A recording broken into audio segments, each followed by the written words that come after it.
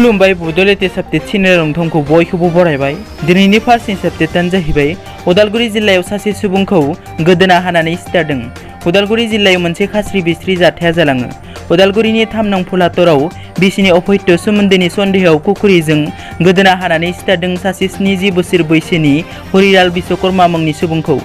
3 नं फुलातारनि 48 बोसोर बैसोनि हर्क बाहादुर मुंनि सुबुङा कुकुरिजों दाननानै सिथारदों।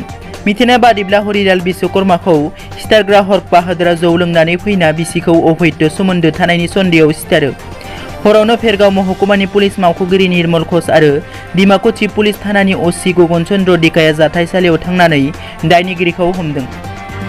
नैथियाव दङ एबसुनि आफादगिरि दिपेन बर'आ ममता हजाइखौ लोगो हमहैदों।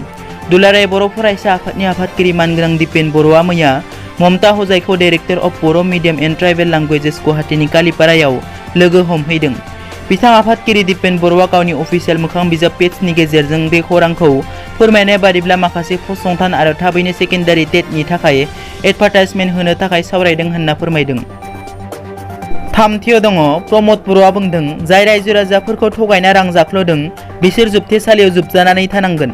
बाक्सा जिल्लानि सिङाव थानाय बिटिसिनि गयबारि बियाबाव इउपिपिएल दोलोआ बरखाता ओनसोलाव खुंनाय इउपिपिएलनि आफादगिरि प्रमद बर'आ बुङोदि गोरिब गुन्द्रानि मोनथायनि थाखाय आरो बिसोरखौ रांखान्थियारि सोलोंथायारि फालांगि बिथिंनिफ्राय लानानै आबादनि बिथिङाव जौगानायनि गोख्रों खामानि मावगोन। जायफोरा गोरिब गुन्द्राखौ सोबख'दों आरो रायजो राजाफोरखौ थगायना रां जाख्ल'दों बिसोर जोबथेसालियाव जोबजानानै थानांगोन होननानै गोख्रों रावजों सोंखारियो। प्रमद बर'आ बुंबावदों दि हाग्रामा महिलारिया रायजो राजाफोरनि सेराव जेबो जौगानायनि खोथा बुङालाबासिनो बिटिआर गोरोबथायाव जेबो गैया आरो बे गोरोबथानि जोहै बर'फोरा जोबस्रांगोन होननानै बर' गामि गामि थांनानै बुंनाय खोथाफोरा बर' रायजो राजाफोरखौ आख' फाख'आव खोख्लैदों। ब्रैथियाव दङ गसाइगावआव सुपारिनि ट्राकजों लोगोसे 3 सुबुंखौ हमदों। क'क्राझार जिल्लानि गसाइगाव पुलिसआ 31 नं राजा लामायाव नायगिदिंनानै अवैध भाबै सुपारि लांबाय थानाय ट्राक हमदों। UP E3 BT 196 नंनि ट्राकआ सिलचरनिफ्राय वेस्ट बेंगल नवद्वीपसिम लांगासिनो दंमोन। पुलिसआ सुपारिनि ट्राकजों लोगोसे 3 ट्राक सालायगिरि आरो मददगिरि सानैखौ हमदों। बिसोरखौ उत्तर प्रदेशनि शिव रतन सिंह, सुनील कुमार आरो लक्ष्मण सिंह होननानै मिथिनो मोननाय जादों। मख'नो गोनांदि गसाइगाव पुलिसआ सिगांनिफ्रायनो मिथिनो मोन्दोंमोन दि मैया सानजौफुआव गसाइगाव ओनसोलाव जेबो नांगौ बायदि फोरमान बिलाइथि नङै ट्राक गंसे बारलांगोन होननानै। बे खौरांनि सुलु लानानै गसाइगाव फोनांजाबनाय सापट दालांनि साखाथियाव ट्राकखौ हमना मोननो हादों। खाथियाव दङ रायजोनि बिसायख'थि आय'गआ बिटिसि बिसायख'थिखौ फावसायनो आसाम सरकारा खावलायनायखौ नेवसिगारदों।